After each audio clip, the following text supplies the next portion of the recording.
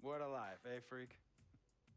1 minute you're playing 21 and horse on the courts in Harlem, and the next moment you're in the showroom, configuring the gunmetal and graphite exterior of your luxury car and your iPad mini. Oh, I bet you get a crazy crowd when you drive that car around the block in the old neighborhood, huh? Yeah, I'm living the dream. Mad pandemonium. But folks from back around the way are real proud of me. Yeah, I hear you. Local kid makes good. You know, it kind of reminds me of when I took my tech stock public and I rang the New York Stock Exchange bell and my mom's friends called her up and said, "Maggie, is that your son on Bloomberg News this morning ringing the bell?" And my mom says, "Yes, sirree, Bob, it was him." That was a great moment, freak. And you know, our lives are like a pearl necklace of great moments, all strung together with the finest silk thread of memories. And we have to be very careful how we cultivate those pearls and we thread that necklace. Does this meeting by any chance have to do with Vic Van Leer? I grew up in the burbs, freak. I wasn't poor, upper middle class, comfortable. My daddy worked as an accountant for one of the largest insurance firms in the country. Smart with his money. Mom didn't have to work. I went to boarding school. And then my dad died of a heart attack when I was a freshman at MIT. I was a movie geek, wanted to be a civil engineer, but I made my fortune by becoming a hybrid of both those interests. My dad didn't want me to be an accountant. Oh, listen to this. My best friend was a guy named Isidore. Yeah, we called him Izzy. He was one of the smartest human beings I have ever met in my life. I mean, Izzy was taking second-year college calculus courses as a high school sophomore, right? Straight-A student, full ride to MIT. Izzy had the world at his fingertips. But he was always looking for trouble, and trouble found him. He ran with the wrong crowd. And when we got to MIT, he got this great job working for a financial consulting firm in Boston. But every weekend, he would fly to Vegas. You see, Izzy had a system for counting cards in Vegas that had the big casinos on the Strip. Oh, stymied. He would come back to MIT with suitcases filled with $200,000 in cold cash. What? Yeah. So your man Izzy was getting hit off like that? Like a fat rat in a cheddar cheese factory, freak. Okay, so what happened to this dude Izzy, because he's dope? No, not dope. Dead. After he'd been missing for 3 weeks, the Nevada State Police never found hide nor hair of Isidore.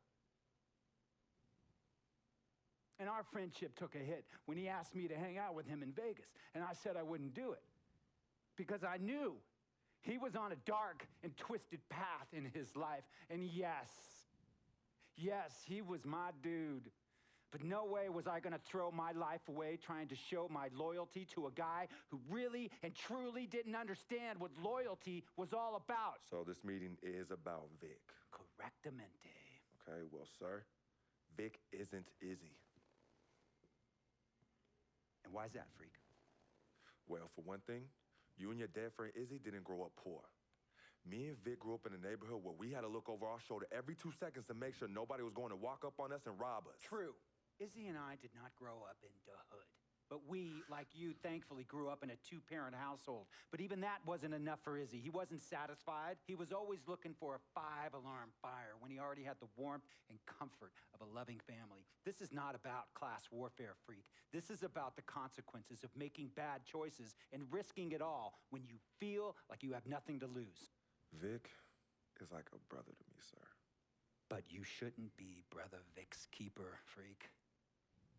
Would a brother go looking for trouble and put your career and your livelihood at risk by getting into fights at nightclubs and seedy after-hour joints and then scream to the media, "Yeah, it's all good, I'm an FOF, friendo freak. It's all misunderstanding. Y'all be haters, don't hate my game." I don't think a brother would do that to someone they really cared about, but a guy who looked at you like a meal ticket would. No. See, you don't understand Vic. Really? I don't understand. No.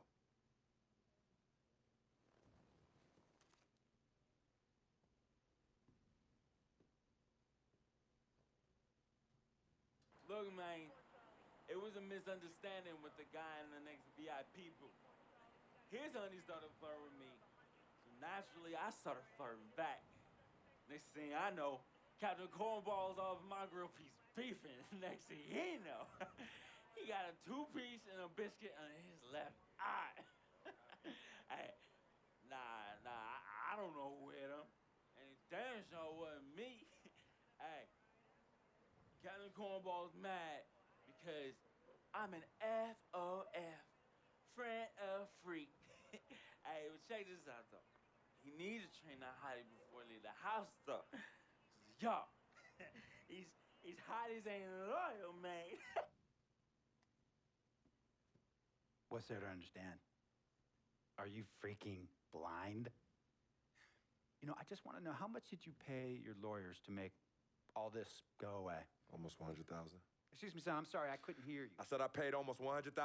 Exactly. And if you keep riding shotgun with Vic, you're gonna go broke. Quick, fast, and in a hurry. Look, Vic is my friend, and I grew up with him. How many times I gotta tell you, sir? Freak, this is not a request. I am not asking you to do this. I am telling you to do this. And the first order of business is that Mr. Vic Van Leer is banned from traveling with you on the road. Vic is banned from the locker room. And Vic is banned from this arena. And if I catch this guy, Vic, in or anywhere near the facilities, Mr. Vic Van Leer will be arrested for trespassing. Are you serious, sir? Brother, I'm as serious as cancer. We all know that can be deadly. You know, when me and Vic were kids, playing summer tournaments at the Dome, we always imagined making it to the pros, right? And after the crowds left, just a street light was on the court, like 11:30, 12 midnight, even 1 in the morning sometimes. We used to practice player introductions, running on the court, giving dap, high-fiving the teammates. Vic, he would act as an announcer. You know, he would introduce me, announce my name on the loudspeaker, and the Jumbotron would flash my image like a little guy dressed in long shorts and a jersey. And now, fresh off his 3-game, 62-point scoring streak, the youngest player to ever do so in NBA history, Frequency Vibrations.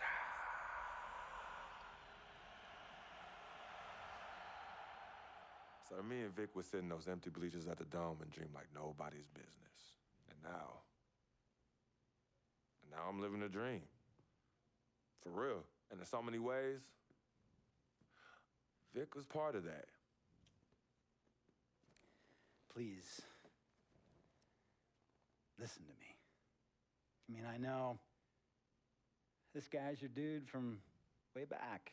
Look, me and Vic go way back like the front seats of a '67 Cadillac. That's good. We go way back. Did you say front seats? Front seats of a '67 Cadillac. We go way back like the front seats of a '67 Cadillac. Well, do you have any crickets? I'm going to be the hit once again at Herbie Allen's Sun Valley Shindig because my fellow billionaires love it when I walk and talk that talk. So that almost sounds... No, let me tell you exactly what it sounds like. I respect, admire, and most importantly, love you as a human being and a role model. But I pay you a lot. And I mean, I pay you a lot of money to play for my team. And I am in this game to win it. And you can't win it with an albatross around your neck like Vic. So Vic is done. History. And here's some more lingo that I picked up from a former megastar who used to play for me several seasons ago. Thought I would never release him until I did. And now he's the sixth man on a struggling team in Venice. And yeah, I'm talking Venice with the canals and the gondolas and Harry's bar, not the street ballers next to the fortune tellers on the beach in Cali. This guy used to tell me when he thought there was a player destroying our team, don't be a hero, cut that zero. And that is what I am telling you about Vic, freak. Don't be a hero, cut that zero. The only thing Vic brings into your life is headache and unwanted and unnecessary negative attention, and it will begin to affect your mindset. And when it affects your mindset, it's going to affect your play. And when it affects your play, it's going to affect my team. And when it affects my team, it's going to affect my money. And if it affects my money, Google Translate will become your new freaking friend. I want a championship ring, freak, and I want you to help me get that ring. And banners after banners hanging from the rafters in this arena. So, freak, hear me clearly and hear me good. V, G, Vic Gotta Go!